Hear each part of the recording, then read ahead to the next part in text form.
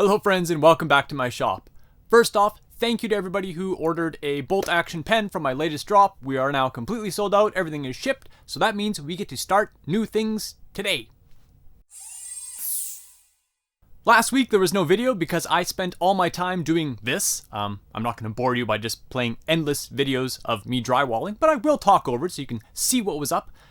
Basically we just fully insulated the garage, we did the ceiling, we did the walls, and then I started drywalling everything. Actual drywallers that are watching this will probably be horrified with the way I had some joints aligned and whatnot, but this is literally my second time doing drywall, and anyways, I'm happy with it. It's going to look good once it's all mud and taped. That's what I'm working on next, because I want to get this place up and rolling, and I want to work out in that garage because summer and sun and more room. Room is starting to become an issue, especially when I start doing larger batches and shipping and whatnot. I'm constantly moving around, so having everything in one place is going to make life a little bit easier and a little more efficient for me. So once the mudding and taping is all complete and basically all the messy stuff is finished, I'm going to bring in the sub panel for the electrical, and I can start running electrical, which will let me move some of my equipment out there. I'm also putting in heat, but seeing as summer or spring is now approaching, temperatures are getting a little bit better, so I should be able to work in there without having to worry about the heat immediately, but that is coming down the line as well. That will be super enjoyable because I am tripping over tripods to try to always get shots in here, so it's going to be very nice to have a little bit extra space and hopefully make me a little bit more efficient when I'm not moving from room to location and all through my basement here, packing and finishing orders. That is next up for the garage. On my last batch of bolt actions that just shipped, a larger version, these are the minis, but the last one was the Parker style with the Easy Flow 9000 refills. The one thing I found is this specific pen. This is my serial number 2. I've been carrying this forever. It's nothing is perfect on it. It's all kinds of wonky. But the one thing I find now is the cycle on this thing is insanely smooth. Like so much smoother than even a brand new pen, which it kind of makes sense. They wear in with time. So on my new pens that I'm shipping out now, I'm putting Teflon dry lube into the bolt action mechanism. It's better than oil because it doesn't get gross. It just produces a dry film. And a lot of pen makers, especially metal pen makers, will typically say that there's a break-in period for their pens because they know that as well. Even fresh machined finishes, sometimes when they wear in, everything just feels better. Everything kind of just seats and works nicer. I cycle the pens a bunch of times before I send them out. So if you receive a pen and you look like inside where the anodizing is on the little thumb stud, you'll see there's definite wear because I purposefully cycle them a bunch. I probably will eventually build a machine to cycle them 500 times or something like that before I send them out, just to totally get over that break-in period. But to help with that right now, I'm just basically putting a little bit of Teflon dry lube into there because it makes them feel a little nicer. And it gets over that kind of break-in.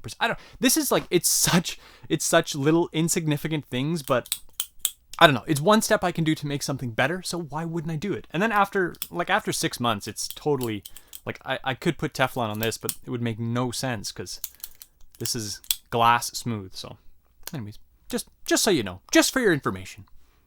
So equipment breakdowns are never a fun thing, and my laser cutter was giving me a little bit trouble at the end of this batch. I use it for shipping foam, so it's not like it's a precision machine, or it doesn't require high precision anyways. It's cutting foam. But when I was finished cutting the foam, I threw some rubber in there because I was going to do some extra stamps, some different stamp ideas I had, and I noticed I wasn't able to complete a cut without kind of weird tolerance shifts and errors. Long story short, turns out my drives were essentially overheating and then going into thermal shutdown to prevent themselves from burning up.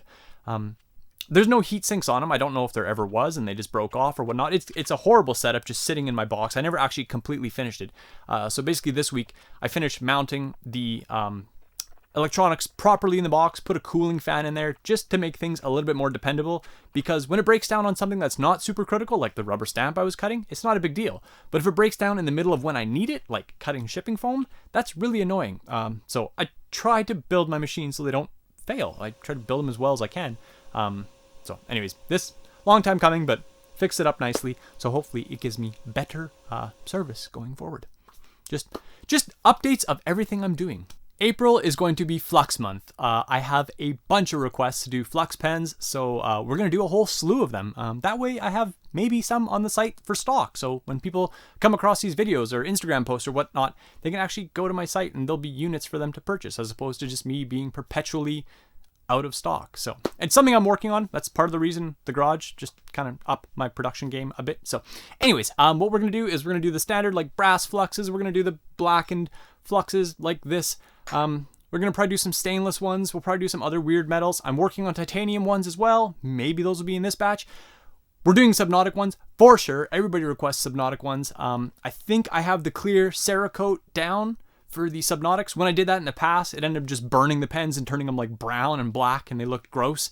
But I think I have it dialed now where it'll just produce a nice clear ceramic finish on the pen, which should be uber hard wearing.